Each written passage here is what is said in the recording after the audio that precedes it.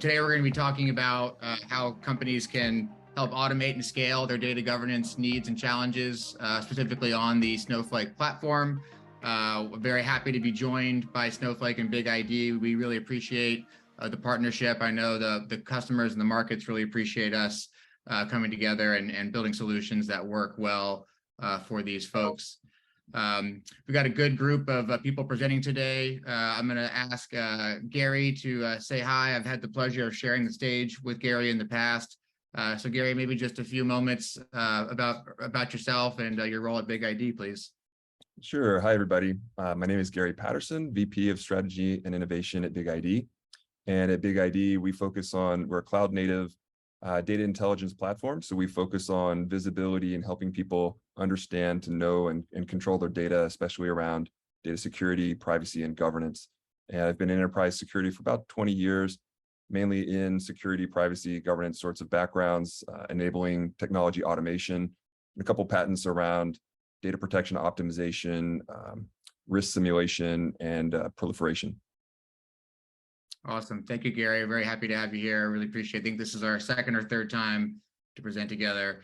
Our next presenter is somebody that I have not had the pleasure of sharing the stage with before, but I'm very happy and grateful to finally be doing it.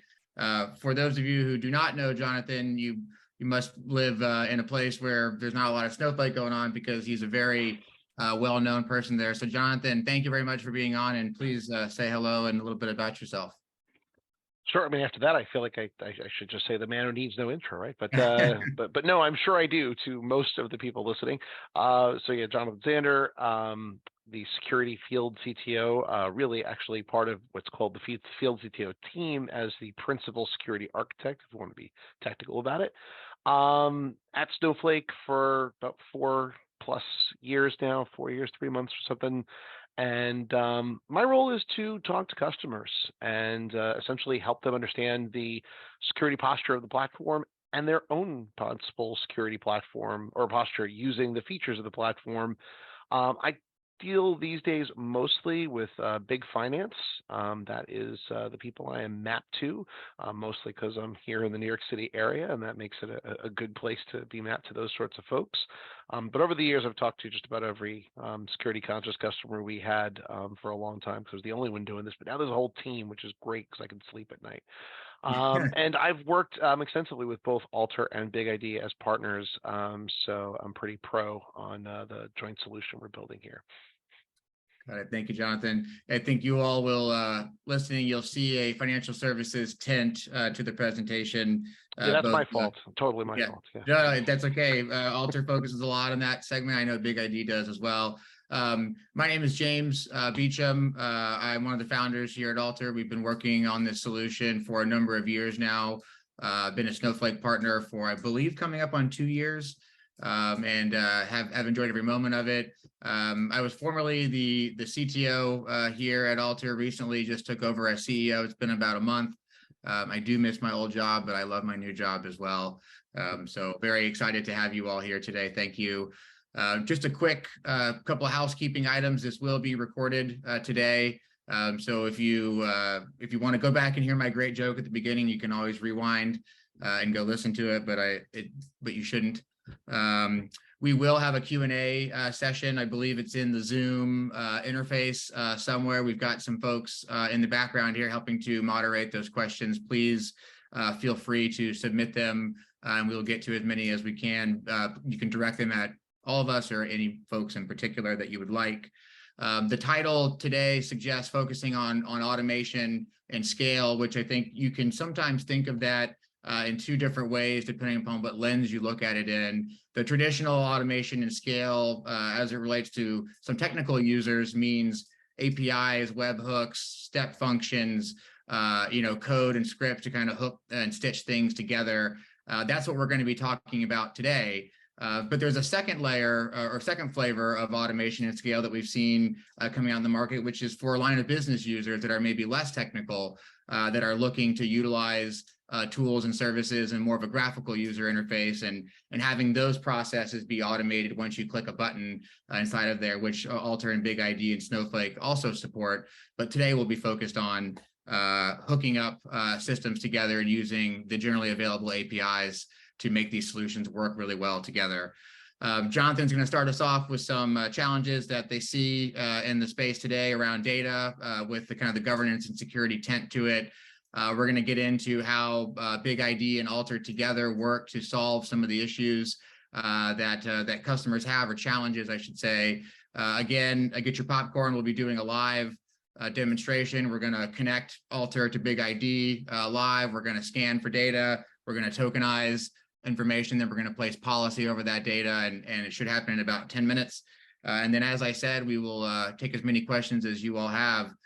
So with that, I'm going to ask Jonathan to please go ahead and kick us off. Sure, I will do that. So obviously today, hopefully, you're here mostly for those NASCAR crashes in the demo. But before you get to that, we're going to take you through some background info. And I drew the short straw, which means I get to give you the poll. Essentially, we want to know the challenges you're having, right? So if we're going to summarize them, and at this point, you can sort of pop up that poll and start your voting, right? But if we're going to summarize all of that, right, we see three categories of challenge, right? First of all, it's starting at the beginning, right? The visibility of sensitive data. A lot of folks are loading as much information as they can into platforms like Snowflake, and they don't always know what's coming through those pipes. The pipelines are very careful about making sure that the data lands there completely, but maybe not completely understood. And essentially that means literally the content, but also the lineage, right? Where did it come from? What are those sources? And that can be just as important as that content. There's also an enforcement issue. Once it gets there, the question becomes, well, who's allowed to actually see it? And even if you know who's allowed, how are you enforcing that? And then how do you have a full picture of both of those, right? Both of the idea of what should be enforced and how it's being enforced. And last but not least, right, the governance of all of this, understanding not only the controls and the content, but how that aligns to policy, how that's going to impact your compliance standpoint, and essentially, are you doing the right things, where the word right gets to be defined by lots of people, internal and external to your organization. So those are three things we see. Now, this is interesting to me, right? Most of you seem to fall into that seamless data governance, right? There's a big vote for that, but there's not insane numbers for the rest. So essentially, everyone's got all the problems, is I think what this is trying to communicate to us. If I was going to interpret those results, that sort of tells us that we're on the right track here with the content today, which is good. But essentially, making this all seamless seems to be the biggest concern. I think the demo is going to go a very long way to answering that concern, right? Showing you the seamless nature of all of this together. Let's keep thinking about what you might be doing from a challenge standpoint. If you look at what people are doing today with data, right, and this is especially true in Snowflake, most organizations are bringing in data from lots of different places. I mean, the whole moniker of the data cloud, which is what my marketing department wants me to keep saying out loud as many times as possible, is based on the idea that data is flowing through this data cloud from hundreds of sources into your little piece of that cloud, and possibly you're monetizing the interesting things you find in it and sending that out into the world of the data cloud as well. And what that can mean is that you can get rid of what's traditionally been the biggest challenge in data, which are the silos, right? You had data before in all these different places, all these different kinds of data, but you wanted to ask a question that took your weblog data and let it help answer some of your sales points of view, right? You wanted to have your product usage and your third-party information colliding in the questions that you wanted to get to. Snowflake lets you essentially remove that, but then we think about those challenges again. Well, how do you keep track of who's supposed to be able to see the union of those types of information. If you're paying close attention, I just named two really problematic marriages between the idea of sales and what your websites are doing, between third parties and your internal product usage. That could lead to a lot of issues if not seamlessly governed correctly, if not controlled correctly.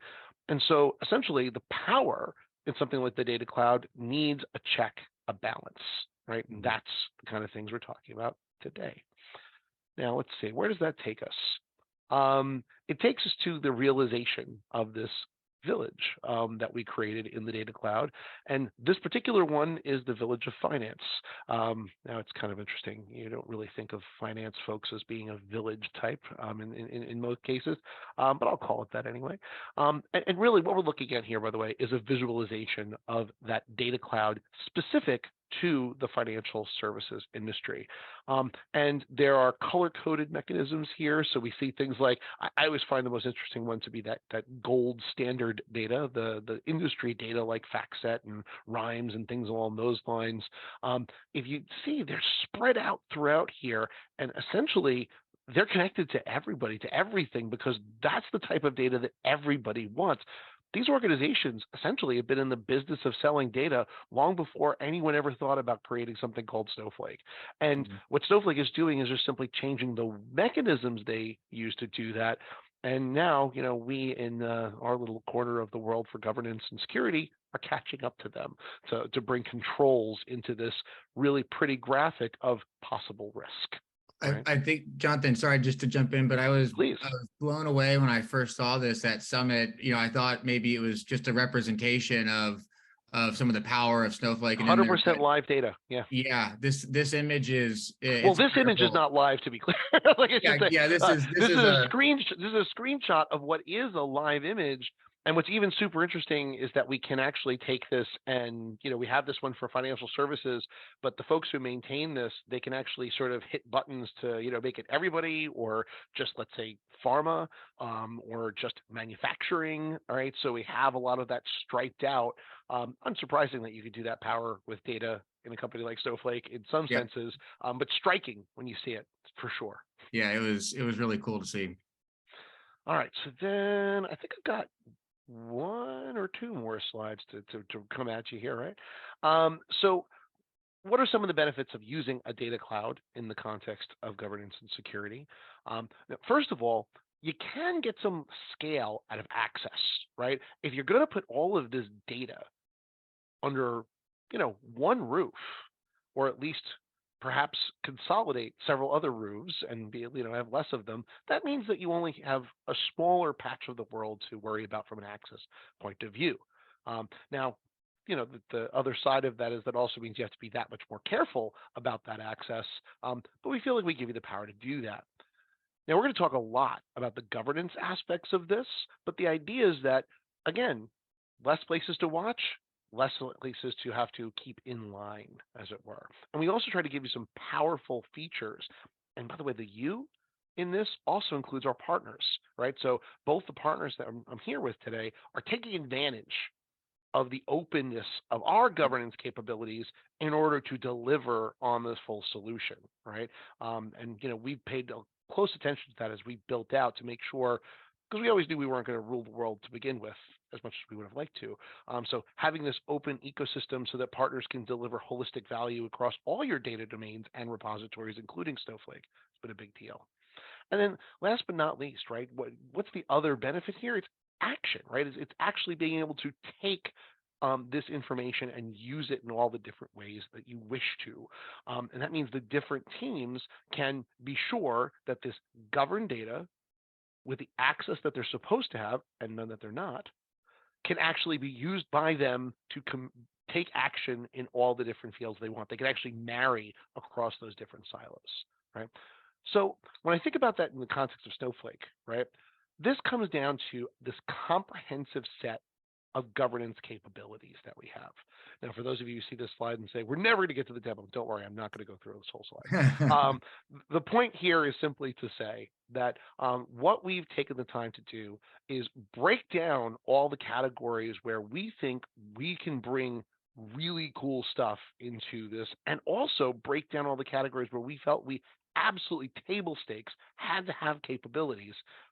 And we've realized that to a large degree. We do earnestly feel like we've built the entire enforcement layer, we've built the entire information layer that is necessary to achieve governance. But here's the thing. Achieving governance isn't just a matter of having the information and having the capacity to inform, right? There's lots of other pieces that you need to bring into the picture in order to have a full solution. That's something we totally recognize.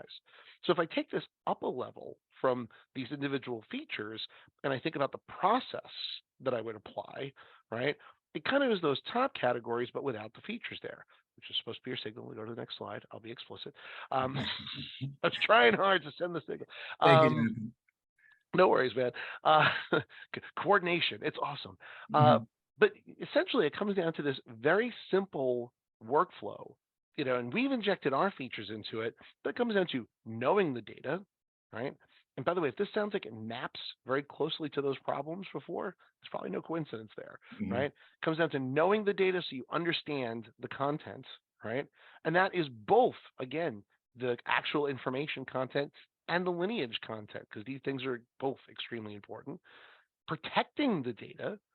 Now, that can be the built-in features we have, but that can also mean protecting it across multiple domains, across multiple usage scenarios, where maybe our features aren't going to bridge the whole gap to what you call protected in your whole data platform, where Snowflake might just be a part of it.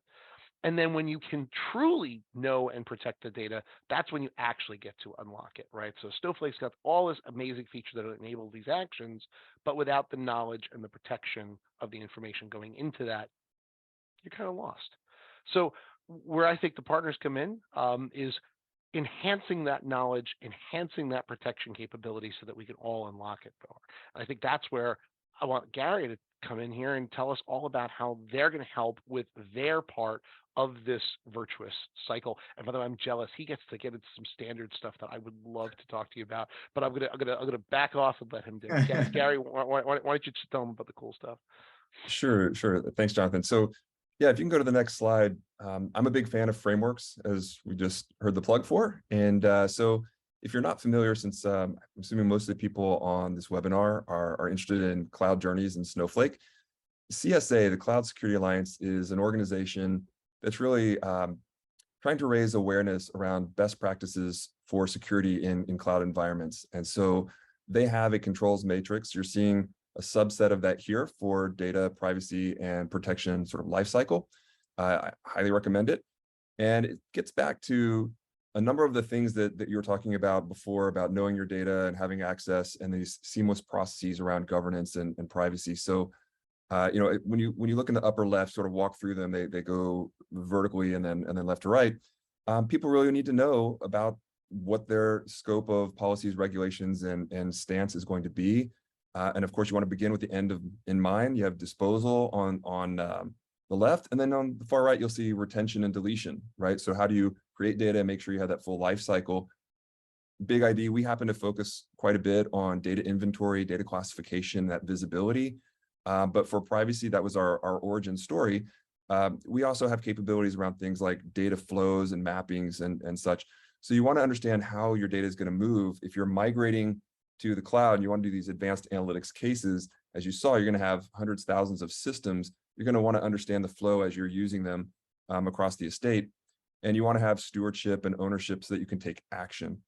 In the middle column, you start getting into a lot of the great stuff around privacy and protection by design, by default, right? How do we make sure, as we talked about, access and various controls on the data, that the right people have the right controls and it's sufficient and appropriate and necessary, that when you are maybe combining data for analytics, that you're not inadvertently bringing data outside of certain processes or purposes. So you get into some of that privacy area. And below that, some of the things that were mentioned around personal data access, rectification, deletion. These are all examples of privacy rights that people have under various regulations, right? In California, where I am, you have CCPA, you have CPRA about to start. There's a number of statewide legislation out there, and then you have GDPR and others internationally. So people are thinking about how to limit the purpose, making sure they have the right disclosure, and so on. So we'll talk more about that in a minute. But this is a great framework. Highly recommend looking through the CCA org. There are a lot of events and can help you if your main concern is of these three areas, especially around privacy and governance. So we can go to the next slide. Yeah, just curious, quick before we jump over, kind of with your history and your background, in this space, how long do you think it takes for a framework like this to be developed? I mean, is it years of kind of trial and error before folks kind of figure this out? And it seems so simple when it's laid out like this, but what did it take to get to a framework like this from your experience?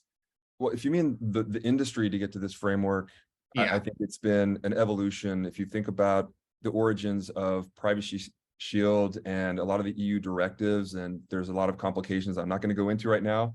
I'm sure there's a lot of jokes we could make out there around Schrems 2, and just at the end of the day, the question is, people want to share data, right? Data has utility, data has a lot of value.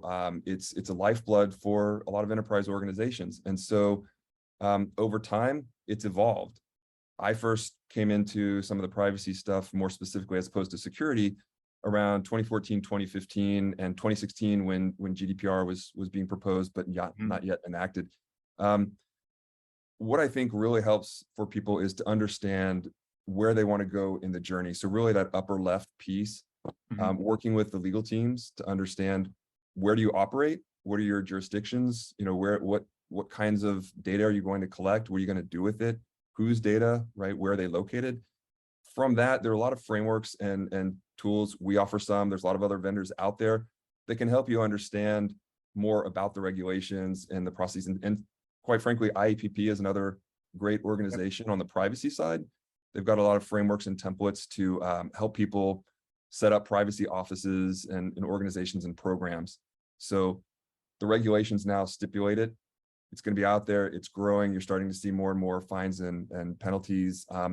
But not to focus on the liability side of it, a lot of data, if people aren't aware, indicates that there's about a 2.7x return for every dollar invested in privacy, because people that do privacy well and that are having these right experiences for their customers are willing to share more data. They have more trust in the data, and it's a net win for the organizations, because you're able to use data for that to unlock that value, right? And that's where the in that spectrum of understanding the value of data and the responsible, ethical, appropriate usage comes together. That's going to vary by organizations, but I think the smart organizations realize that they're going to be able to do more and get more value out of their data by having these controls and processes in place. Yeah, I think it's for folks that maybe are out there and don't know where to start. These are fantastic places to begin. We see them popping up more and more. So please go reach out and utilize them. Yeah, so maybe just a little bit on BigID and how we sort of come into this three-step approach we were talking about. So I mentioned BigID. We're a cloud-native platform for data visibility and control, and so we will definitely have connectors into Snowflake. We want to give you visibility and understand what kind of data you have.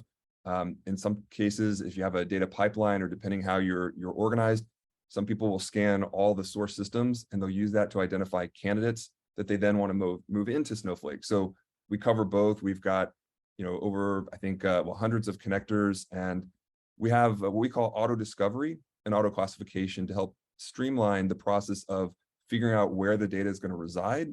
So it could be structured, unstructured, semi-structured, streaming, cloud, mainframe, whatever, right?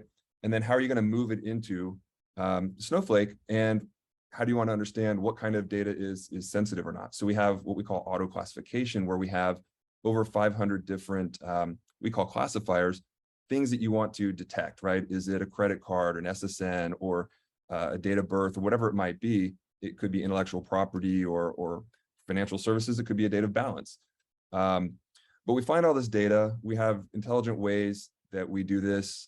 We apply a lot of different machine learning capabilities to simplify the process, get it going out of the box, and then we layer on top things like sensitivity classification, and then automatically tag and enrich all this data.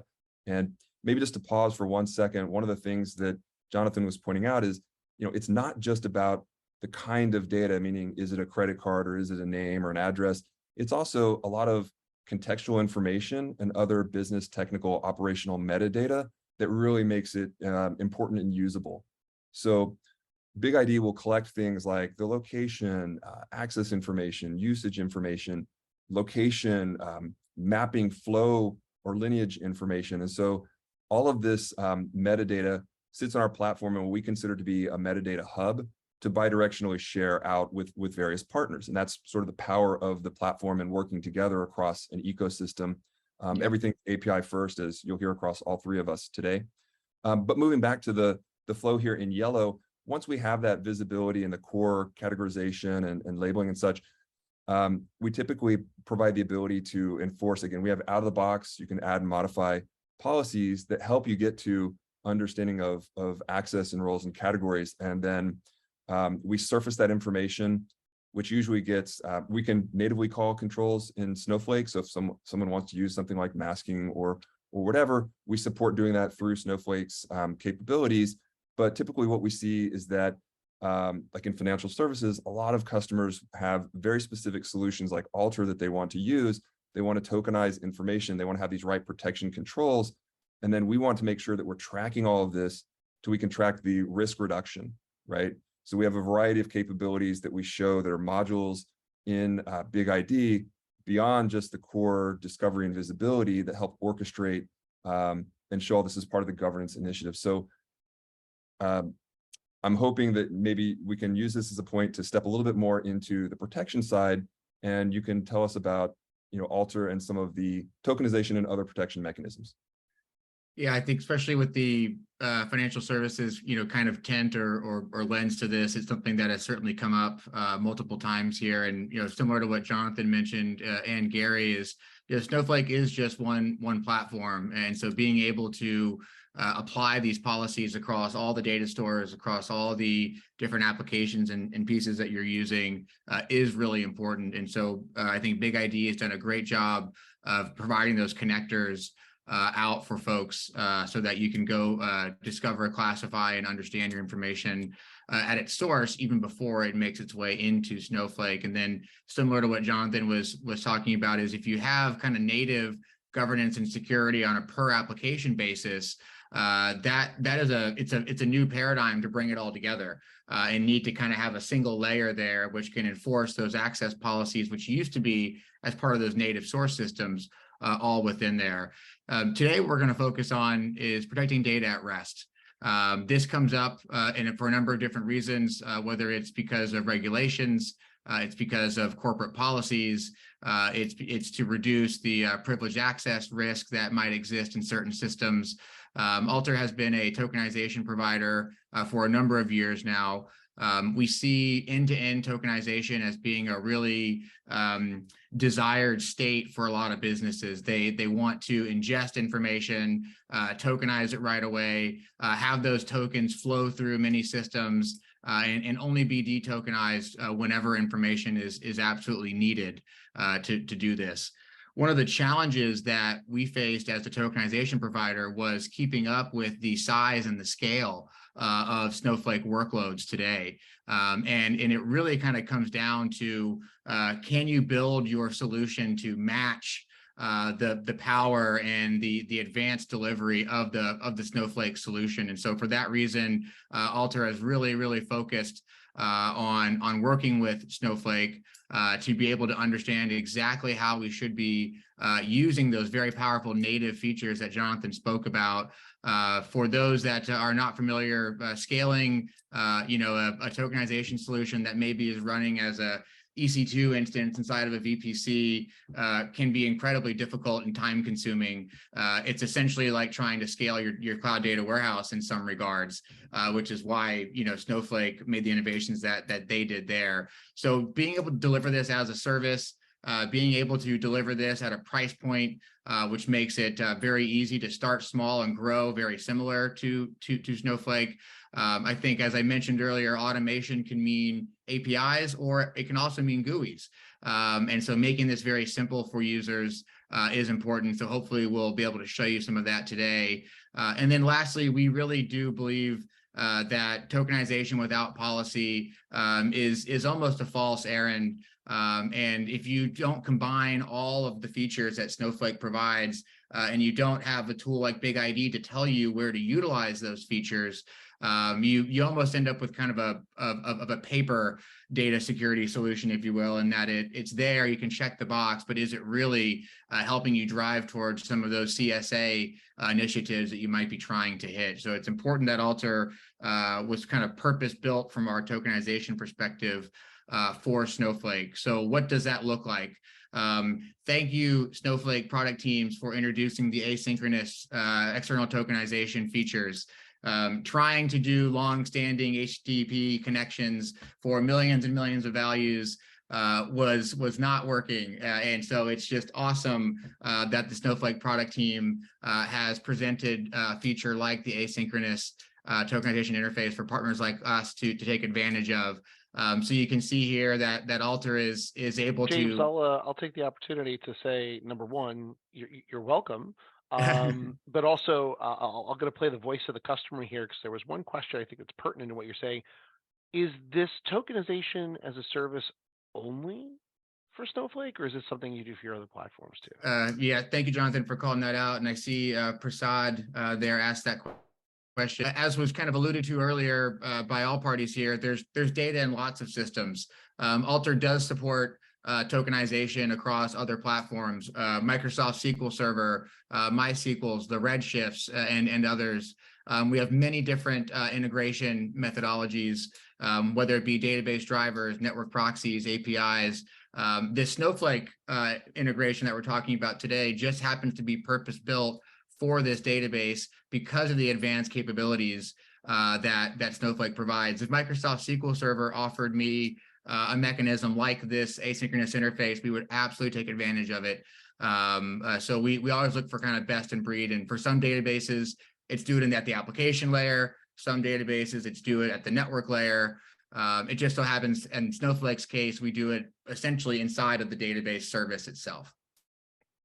So thank you, Jonathan. That's really good call out. And while we're doing Q&A, it just really, I'll jump in with the other one too. Some woman, an anonymous person, was asking if you consider yourselves competitors to folks like Elation and Calibra, or more partners. Gary, I'll let you answer that one first. Sure. So BigID has a catalog view, or we think of it as an inventory or registry.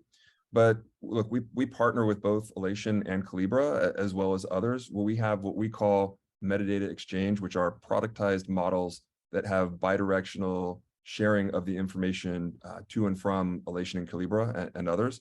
And as mentioned, that the point of this is that we might have visibility into systems that they don't or aren't aware of yet. So we might push and do our discovery, push it into them. We might pull lineage information from one of them and map it up against something else, or maybe even be aware that Alter's done tokenization, and so there's controls on certain fields or others, and be able to, again, share and pass back and forth this information. So we consider it, we call it a better together story, which is working with a lot of the catalog and governance vendors, where, especially when customers are looking for what we consider to be best in class capabilities around discovery and other contextual metadata.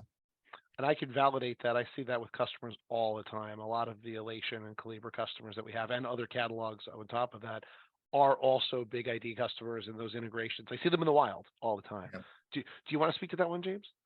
Yeah, just very briefly in that, from a data protection and access control perspective, we are very much non-competitive with the catalogs, Elations, and Calibras and Informaticas.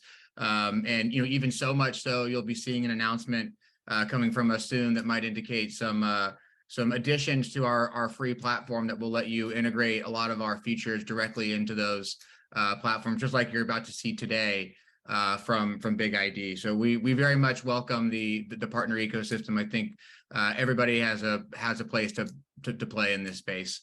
Absolutely. Just kind of wrapping up, and then we'll get into a demonstration just here of kind of what is an example of what we mean by marrying tokenization with policy. If you look at this quick image here, you can see how not only are you able to, with the Snowflake platform being driven by BigID and implemented with Alter, we can selectively give different roles different access to information as they go about here. And what I'll tell you is the majority of our customers that utilize tokenization, I'd say 75% or more of their queries can operate over these tokens themselves.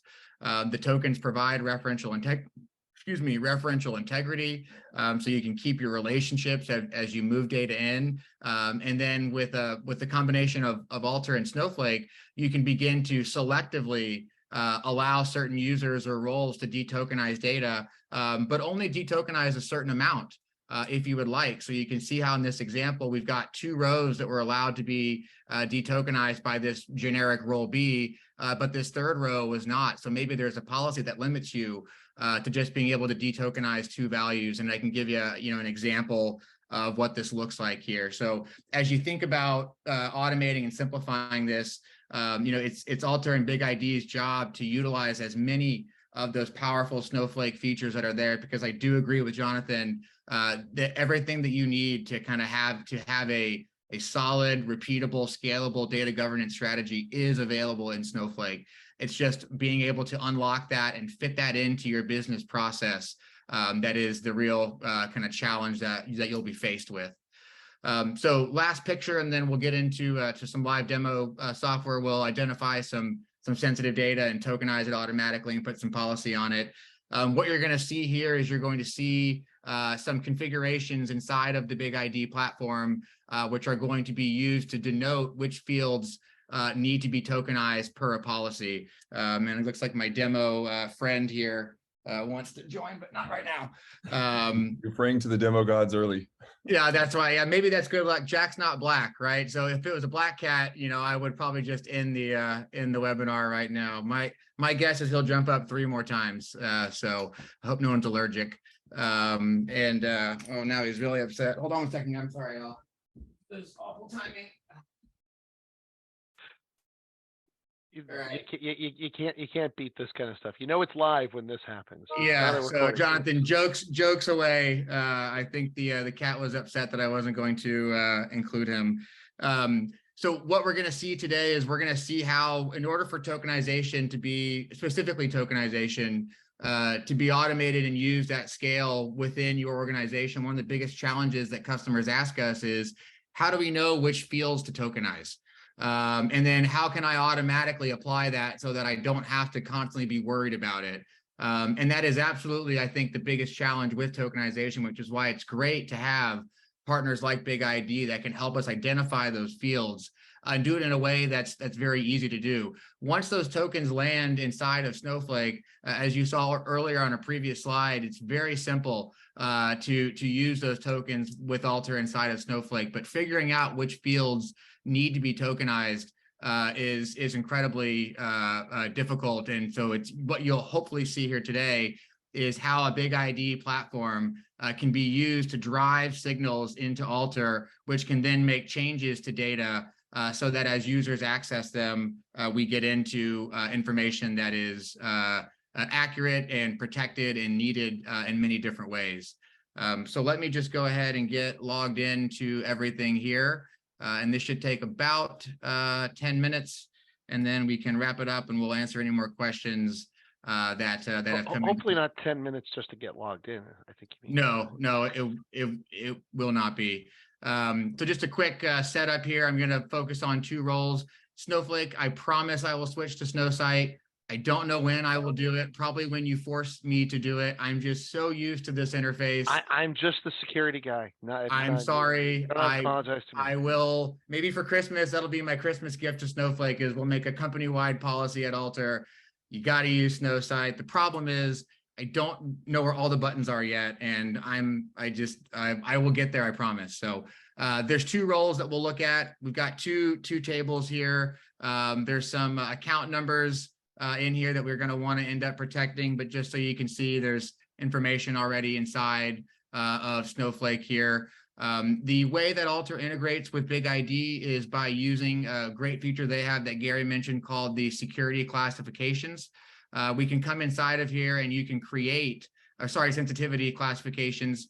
you can come in here, and if you create one called alter protect, any of the different classifiers that BigID provides that are marked as a high alter protect classification will be automatically tokenized as instructed by BigID. So when you're thinking about how do you set this up, it's very, very simple. You come in here and you very simply add the different classifications that you want to be tokenized. This can be driven by regulation, by internal policy, but it's a very, very simple interface in here to be able to do this. And so I've just got this US bank account number piece in here today just to make it very, very simple for us. There's two tables that BigID has found. You'll notice that they're already indicating that they found a particular account number column here. And so you can see that this classifier of US bank was applied for our transactions table and for the customer table here as well. So how do you integrate these two things together? It's really simple. You can create an alter account through this integration, or you can go get it through Partner Connect. And you just have to tell us a few pieces of information about each platform and then begin to let the systems do what they're intended to do. So I'm going to go ahead and just fill out these quick little fields here. This was built for our demonstration. We'll get our some of our service users that are required and some of their passwords so that we can get in there and do those automatic governance features for you. I need to tell the system about my BigID instance, and then I need to give the system my BigID key. And so I'm going to go ahead and now provision an alter account. It's going to configure all the needed Snowflake permissions to do so. What we're going to see here, though, is that I already have an alter account, and it should tell me that, and that I can go ahead and just input my alter API keys, which is what it did right now. So let me just go ahead, and I've got those here as well. So if you're looking at this thinking, how am I going to operationalize this? I don't have access to this information. This is a one-time setup piece. So if you need to get your admins involved to provide this information, you can go ahead and do that. But after that, you'll see it becomes a very easy process for you. So that looks successful. What's happened now is I've configured my alter account to be able to now talk. If we go back to the slide here for just a second, alter has now been configured to talk to this particular instance of BigID. That means they're going to begin to exchange information. In particular, they're going to be exchanging information about data columns that have been tagged with the alter protect high, which again was just that individual US banking number piece there. And it can take just a moment or two for things to start propagating through. So let's go ahead and we will pull up our alter instance, and we'll begin to see all the automation that's beginning to happen for us here. Let me grab my two-factor 84307. And what we're going to look for is we're going to look for alter having added or becoming aware of these particular columns that are out in the Snowflake world. And so you can begin to see that as time goes on, BigID told us about these two columns, this customer table that has an account number and this transactions table that has an account number. So now Alter is in control of these columns through the native features that Snowflake has provided. We also support the very powerful tag-based system within Snowflake. And Jonathan, I noticed on your slide that you had tag-based and public preview. I think it went GA yesterday or day before. Tag-based masking, maybe I'm probably overthinking it, but I think that was it's a really powerful feature. I may or may not be able to confirm anything going GA as we go towards something I know you're going to talk about at the end. Yes, understood. So we're going to make a policy here that's going to allow our data users to access.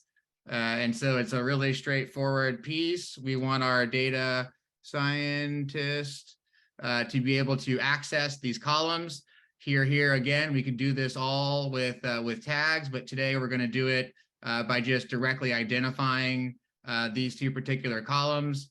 And what I have said is that a user that is able to assume the data scientist role will be allowed to detokenize these fields, and users that are not that role will simply continue to see tokens in this area. So let's switch to our account admin role here. And I believe we should get tokens for our account number field, which we do. This is all because BigID instructed Alter to do this. Alter then leveraged the native features inside of Snowflake to be able to read and write in an asynchronous way to these values. So you can see here for both the customer and the transactions table that the account number is now tokenized. But as we said, we've created a policy that allows the data scientist to be able to detokenize these fields. And so if I switch to that role, we can see here that plain text values come to us.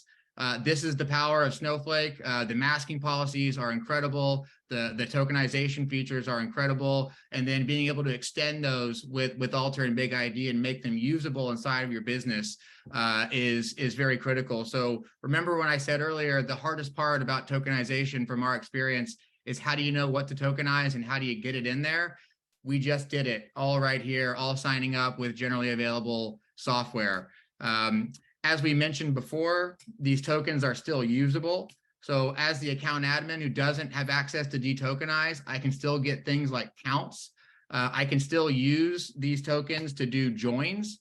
So even though I don't have access to the IDs, I can still find information about these users here in this data here, making it very, very usable.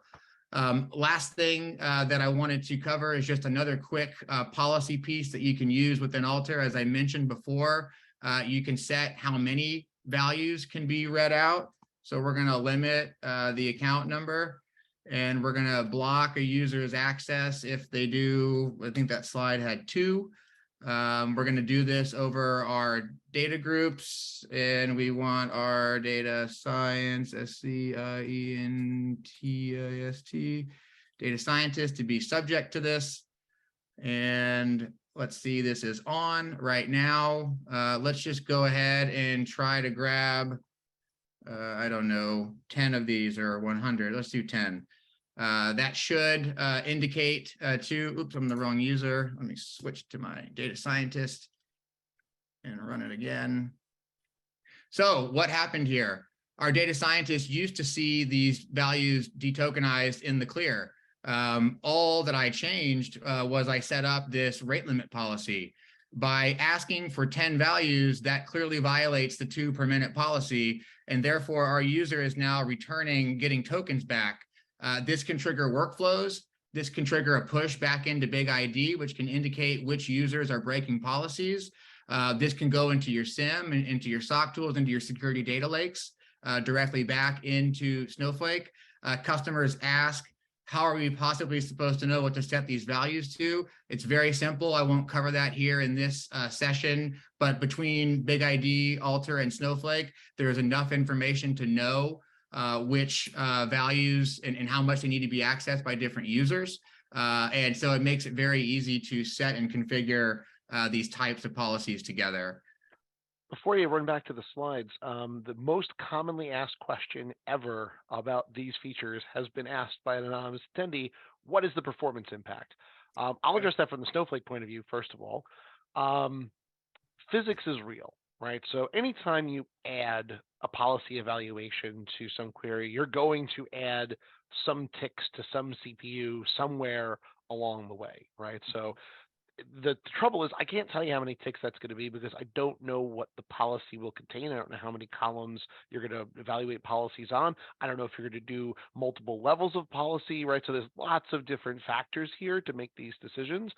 I'll tell you this, from Snowflake's point of view, we optimize this as much as possible. Performance is what Snowflake has made its bones on from the very beginning, right? So if this completely trashed your ability to use the system in a performant way, we literally couldn't do it. I'm a security guy.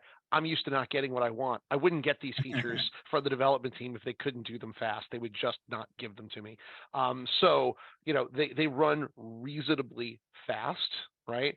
The other thing I'll point out is that one of the things that can slow it down is when the systems that we're going to call to help these things happen aren't themselves performant, aren't themselves in the cloud, aren't themselves doing the right things. And the reason I'm standing here with these two particular partners is I feel like they are doing those things, right? So as the diagram shows, thank you, James. All right, there is this idea of a request coming out and a response coming back that needs to be, that needs to be handled as fast as technologically possible.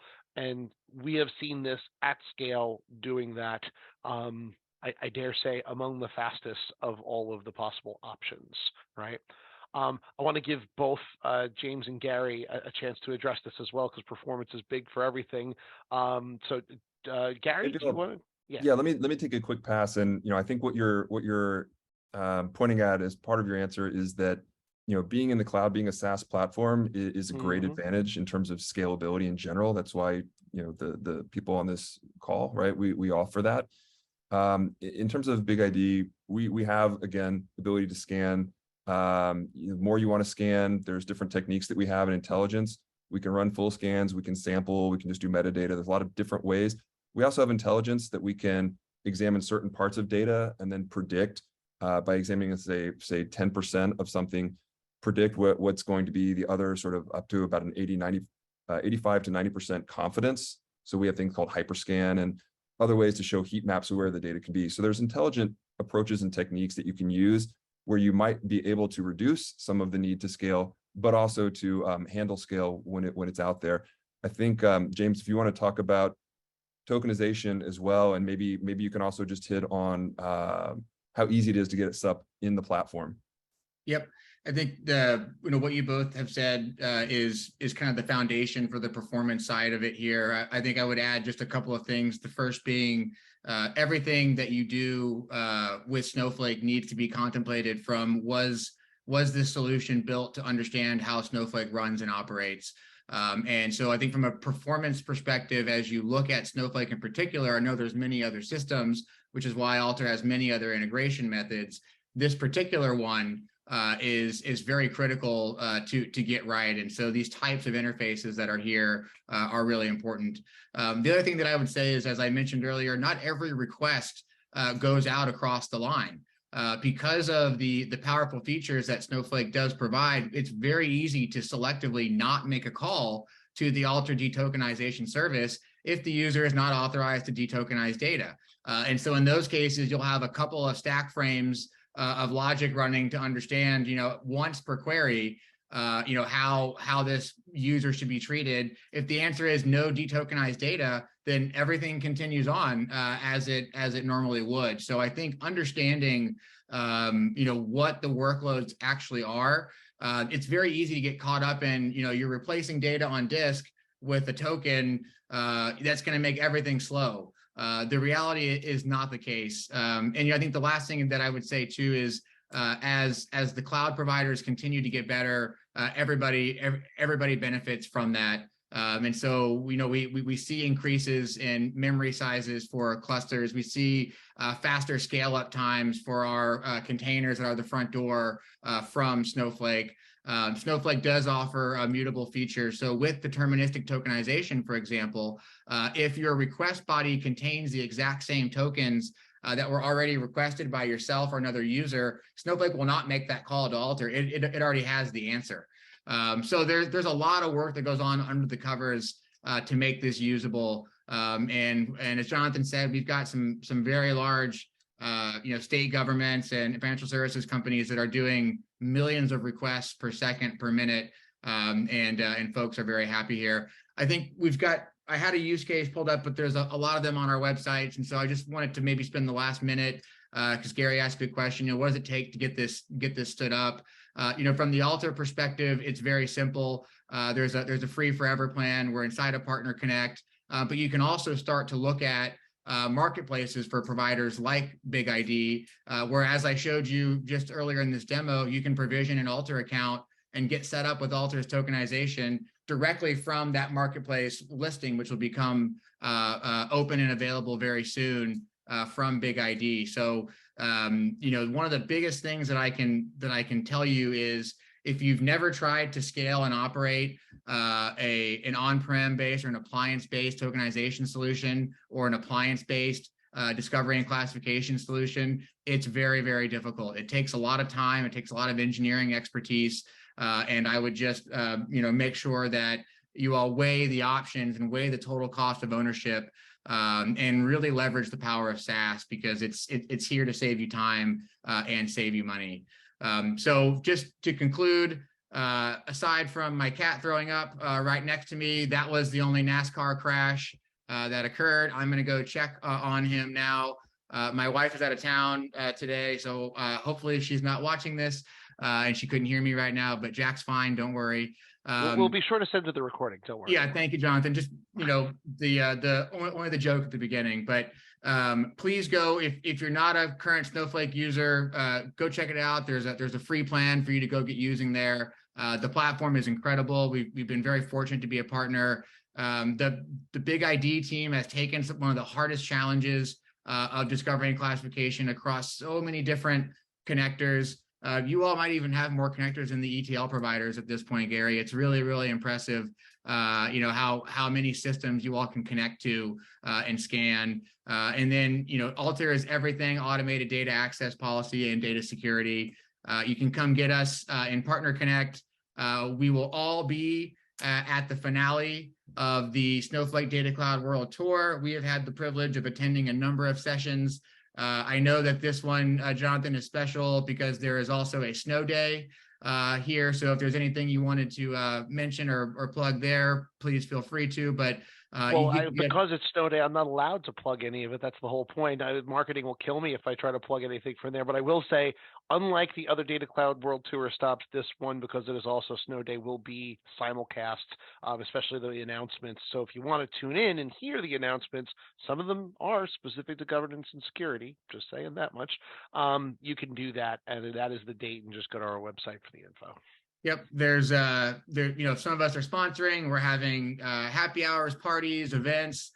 Go to the websites, reach us out on LinkedIn, on social, stop by booths, email us. We'd be happy to talk to you about all of this.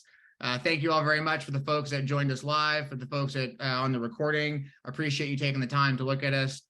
Gary, thank you. It's always good to be on stage with you. I appreciate it. Jonathan, very much was looking forward to this one. I'd been thinking about it for a while. So thank you very much for joining us. And we will see you all in San Francisco. So thank you very much. Bye, everybody. Bye.